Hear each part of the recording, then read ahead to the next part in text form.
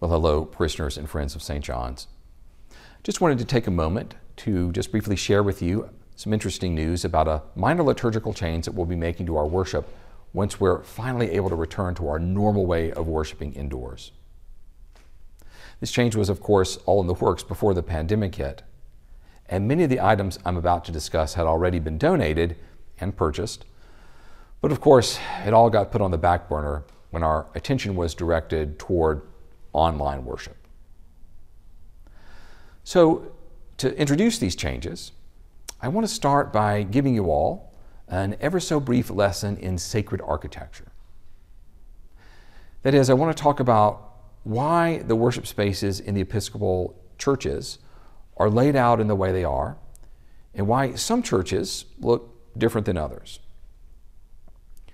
So to begin with, you have to start with the Bible and read about how God told Moses to lay out the tabernacle, or the tent of meeting, where the Jews carried around with them that tent and worshiped with it in the desert. This tent, as you can see, had an outer court and an inner court. And of course, the Holy of Holies, where the Ark of the Covenant was kept.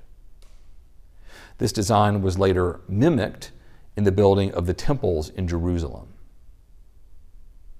Later, as Christianity became legal in the Roman Empire and Christians could worship in public, they moved into Roman court buildings and, looking to their Jewish past, laid out their worship space in a same way, in a place for people to gather and a sacred place at the end of the building where, instead of the Ark of the Covenant, they would place the altar where the sacred meal of the new covenant would be celebrated and where God's presence would come to dwell in the bread and wine, instead of hovering above the cherubim on the ark.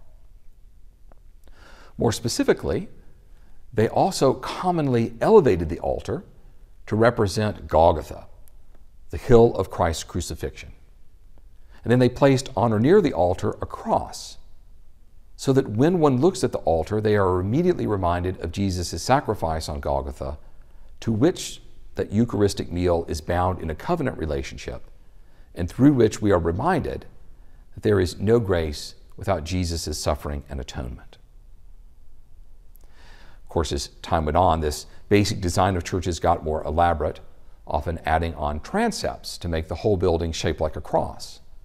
Still, of course, with the altar and its cross in the most sacred place.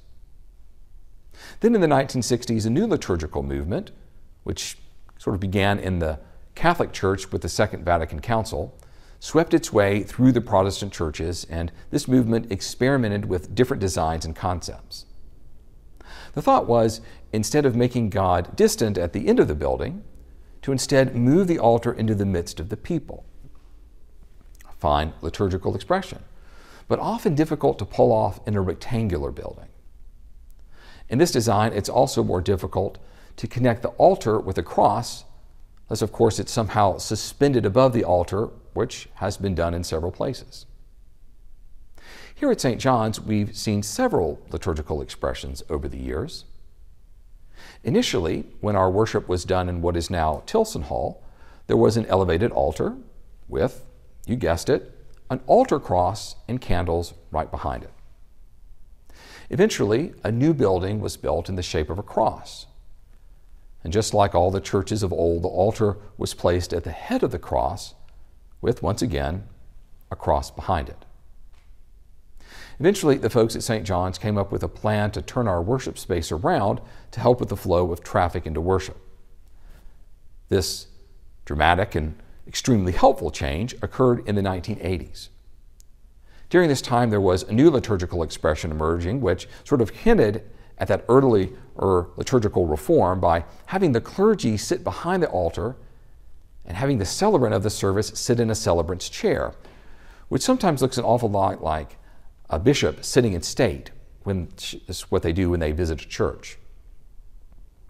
The idea here is to try and express the concept of Christ being closer to us by having us gather around the altar when we're seated.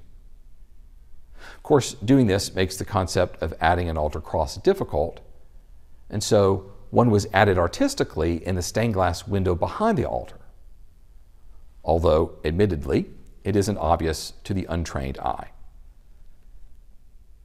As time went on, once again, the chairs were moved from behind the altar, as some clergy, and I would probably put myself in this category, felt that sitting in state like a bishop is probably not the best way for them to express their ministry. Of course, moving the chairs left a blank wall, which leads me to where we are today, which is to restore St. John's altar cross, given to the church at its founding, and place it once again behind our altar. In order to do this, we've been given a new custom credence table, which is large enough to finally hold all of the chalices and other liturgical vessels needed for a service without having to crowd and stack items. It will also serve to hold the cross and the candles that flank it at the proper height. The hope is that by making this change, we will be restoring the cross as a main focal point of our prayers and worship, while not taking away from the beauty of the window we so love and cherish. This movement also allows us to return to that fairly common liturgical expression, which is found in just about every Episcopal church, including all of those here in Charlotte. Well, of course, there's much more that could be said about the sacred architecture and design of our building here at St. John's. And perhaps at some point we can explore that in more depth. For now, it's my hope that when we are all finally able to join with one another once again here in our building, as we do so, I hope you will look to the altar. I hope you will look upon the cross, which has been a part of our parish since the beginning. And as you do so, I hope you will pray, as all those who have come before us here have, to Christ who died on the cross and rose again, drawing us all in love to God, to whom we offer our continual worship in all the ways that praise is expressed. God bless you all.